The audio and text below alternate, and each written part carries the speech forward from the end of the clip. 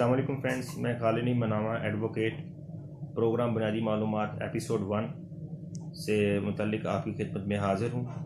आज मैं कोशिश करूँगा कि आप दोस्तों को बुनियादी हकूक़ से मुतल्लिक कुछ अहम मालूमात से आगाह कर सकूँ, जो कि हमारा आइन 1973 हमें इसके मुतल्लिक मुकम्मल इख्तियारात देता है। फ्रेंड्स, अगर आप आर्टिकल 8 से लेकर आर्टिकल 40 तक अगर आप मुकम्मल तौर पर मुताला करें तो आपको अपने बुनियादी हकूक़ से मुतल्लिक बहुत सारी अहम इंफॉर्मेशन मिल जाएंगी, जो कि हमारा आइन पाकिस्तान हमें देता है, लेकिन हमें इसके मुतल्लिक कोई अवेयरनेस नहीं है।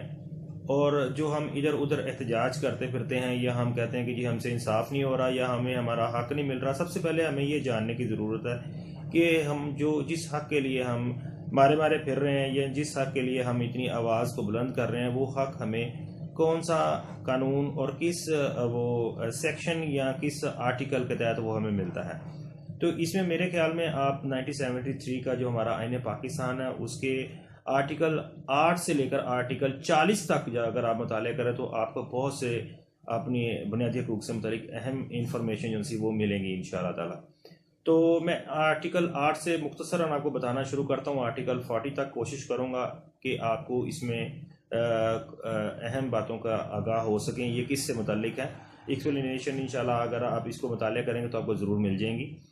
आर्टिकल 8 जो सा है ये हमारे बुनियादी हकूक़ के उन मुनाफी कवानीन से मुतल्लिक है जो कि हमारे बुनियादी हकूक़ को मुतासर करते हैं, या जो कोई ऐसे कवानीन जो हमारे बुनियादी हकूक़ को ख़त्म करते हैं, ये आर्टिकल 8 उनसे मुतल्लिक है। आप इसको स्टडी करें, बहुत इंपॉर्टेंट है, क्योंकि जहाँ पे आपका बुनियादी हकूक़ कहीं मुतासर होता है तो वो आर्टिकल 8 में आपको इस तरह की मालूमात मिलेंगी कि ये आपके बुनियादी हकूक़ से मुतसादम तो नहीं, क्योंकि आर्टिकल 8 इस चीज़ की ममानत करता है कि आप कोई ऐसा कानून नहीं बना सकते जिससे आपका बुनियादी हकूक़ मुतासर होते हों। तो इसी तरह आर्टिकल 9 है आइन पाकिस्तान का, फ़र्द की सलामती जो सा वो आर्टिकल 9 जो सा वो हमें इस चीज़ की इजाज़त देता है। आर्टिकल 10 है गिरफ्तारी और नज़रबंदी से तहफ़्फ़ुज़। आर्टिकल 10A है मुनसिफाना समात का हक़। आर्टिकल 11 है ग़ुलामी व बेगार वगैरह की ममानत। आर्टिकल 12 है मौसर बा माजी सज़ा से तहफ़्फ़ुज़। और आर्टिकल 13 है दोहरी सज़ा और अपने को मुल्ज़म गर्दानने के ख़िलाफ़ तहफ़्फ़ुज़। और आर्टिकल 14 है शर्फ़ इंसानी वगैरह जो कि काबिल मज़म्मत होगा।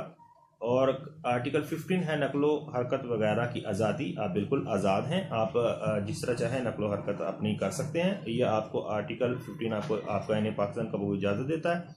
आर्टिकल 16 इज्तिमा की आज़ादी की इजाज़त देता है। आर्टिकल 17 अंजुमन साजी की इजाज़त देता है। आर्टिकल 18 तजारत कारोबार या पेशे की आज़ादी देता है। आप कोई भी तजारत कारोबार या पेशे में आज़ाद हैं, या आपका आइन आपको इसकी चीज़ की इजाज़त दे रहा है। और ये आर्टिकल 18 है, ये आप ज़हन में रखिएगा। आर्टिकल 19 के तहत आप तकरीर वगैरह के लिए आज़ाद हैं, जो आप माशरती मसाइल पर डिस्कस कर सकते हैं, तकरीर कर सकते हैं, अपने माशी मसाइल पर डिस्कस कर सकते हैं, अपने पॉलिटिकल निज़ाम पे आप तकरीर कर सकते हैं। और इस किस्म की तकरीर के लिए आपको आर्टिकल 1973 इजाज़त देता है।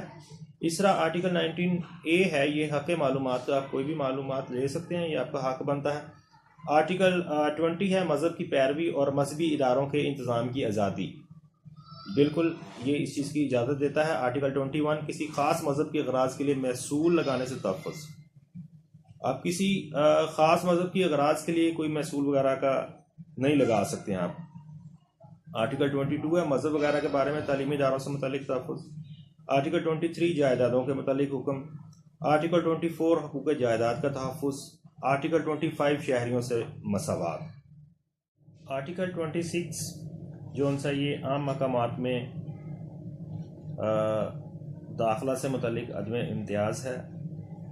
आर्टिकल 27 जो सा मुलाजमतों में इम्तियाज़ के ख़िलाफ़ तहफ़्फ़ुज़ है। इसी तरह ही हम आर्टिकल जो 28 है वो ज़ुबान रस्म व रिवाज से मुतल्लिक है और सकाफ़त के तहफ़्फ़ुज़ से मुतल्लिक है। और आर्टिकल 29 हिकमत अमली से मुतल्लिक है। और आर्टिकल 30 हिकमत अमली की निस्बत ज़िम्मेदारी से मुतल्लिक है। आर्टिकल 31 इस्लामी तर्ज़ ज़िंदगी से मुतल्लिक है। आर्टिकल 32 बल्दियाती इदारों का फ़रोग़ है। आर्टिकल 32 एक बड़ा इंपॉर्टेंट है, क्योंकि अक्सर आप सुनते हैं सुप्रीम कोर्ट ऑफ पाकिस्तान जो है वो हुकूमतों को ऑर्डर करती है कि आप बलदियाती इदारों का फ़रोग़ करें, बलदियाती इदारों को मुनज़्ज़म करें और बलदियाती इदारे चलाएँ।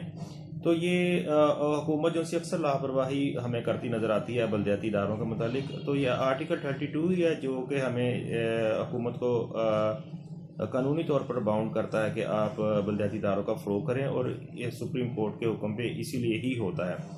सुप्रीम कोर्ट इसी कानून पे, इसी शिक पे, इसी आर्टिकल पे इम्प्लीमेंट करने के लिए ज़ोर देती है हुकूमत को। इस तरह आर्टिकल 33 है जो तासुबात की हौसला शिकनी करता है। आर्टिकल 34 कौमी ज़िंदगी में औरतों की मुकम्मल शमूलियत का इजाज़त देता है। आर्टिकल 35 ख़ानदान वगैरह का तहफ़्फ़ुज़ की इजाज़त देता है। आर्टिकल 36 अक़लियतों के तहफ़्फ़ुज़ की इजाज़त देता है। आर्टिकल 37 मुआशरती इंसाफ का फ़रोग़ और मुआशरती बुराइयों का ख़ात्मा करता है। आर्टिकल 38 अवाम की मुआशी और माशरती फ़लाह व बहबूद का फ़रोग़ है। आर्टिकल 39 जो से मुसल्लह अफ़वाज में अवाम की शिरकत की इजाज़त देता है। आर्टिकल 40 आलम इस्लाम से रिश्ते इस्तेवार करना और बैनुल अक़वामी अमन को फ़रोग़ देना। तो फ्रेंड्स, अगर आप आर्टिकल 8 से लेकर आर्टिकल 40 तक को अगर आप मुकम्मल तौर पर मुताला करेंगे तो आपको बहुत सारे अपने बुनियादी हकूक़ से मुतालिक इन्फॉर्मेशन मिलेंगी, और आपको वो आर्टिकल भी समझ में आ जाएगा आपको कि आइन ने पाकिस्तान जो सा वो हमें इस चीज़ की इजाज़त है। जब आप इसको समझेंगे, अपने शिक को ज़हन में रखेंगे, उस आर्टिकल को ज़हन में रखेंगे, तो मेरा नहीं ख्याल कि कोई आपसे किसी किस्म की ब्लैकमेलिंग कर सके या आपके हकूक़ को आपको ना दे सके जो आपका राइट बनता हो। तो इसका ज़रूर मुताला करें। तो अब मैं डिस्कस करूंगा इस बात पे कि जो आर्टिकल किसी जगह पे अगर बुनियादी हकूक़ से मुतल्लिक किसी जगह पे आपको आपका राइट नहीं मिल रहा है तो उसके ख़िलाफ़ आप कैसे कार्रवाई कर सकते हैं, कैसे चाराजोई कर सकते हैं। तो उसके मुतल्लिक मैं आपको बताऊं कि एक बहुत अहम आर्टिकल है आर्टिकल 199।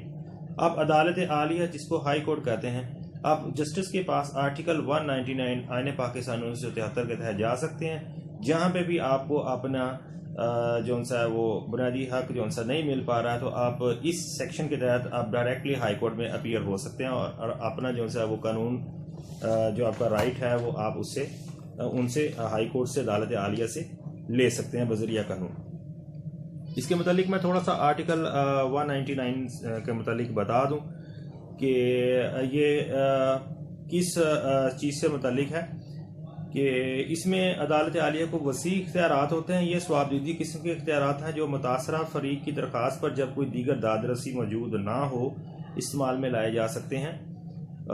बाज़ मामला में मुतासरा फरीक के अलावा दीगर अशखास भी इन इख्तियारात को हरकत में ला सकते हैं। यानी कि कोई इस किस्म का काम जिसका इसे इख्तियार हासिल ना था और ऐसे काम के ख़िलाफ़ अहकामात अदालत आलिया जो सी वो जारी कर सकती है कि जब इख्तियार ही नहीं था तो ऐसा काम क्यों किया गया। इसके अलावा कोई इस किस्म का काम जो कि करना लाजमी हो लेकिन उससे इनकार किया गया हो, कानूनी तौर पर ना बनता हो इनकार लेकिन इनकार किया गया हो, और इसी तरह गैर कानूनी तौर पर महबूस शख्स को पेश करने का हुक्म अदालत आलिया आर्टिकल 199 के तहत दे सकती है। जवाब तलबी कर सकती है, किसी अफसर को कोई ख़ास काम करने का हुक्म दे सकती है और गैर कानूनी काम करने पर रोक सकती है। और अदालती नज़रसानी जो सी है वो आर्टिकल 199 की तारीफ़ में भी आती है, क्योंकि इनका मकसद इंसाफ की फ़राहमी और गलत अहकामात की इस्लाह है। तो आप जो भी ऐसा आपका बुनियादी हक है जो आप समझते हैं कि मुतासर हो रहा है और वो आपको नहीं मिल रहा है, जबकि आपका कानूनी भी हक है और आइनी भी हक है, वो आपको नहीं मिल पा रहा या कोई ऑफिसर गलत बयानी से या गैर कानूनी तौर पर उससे मुतल्लिक काम कर रहा है, तो आप आर्टिकल 199 आइन पाकिस्तान 1973 के तहत हाई कोर्ट से रजू कर सकते हैं और अपना वो हक आप इस आर्टिकल के तहत हासिल कर सकते हैं।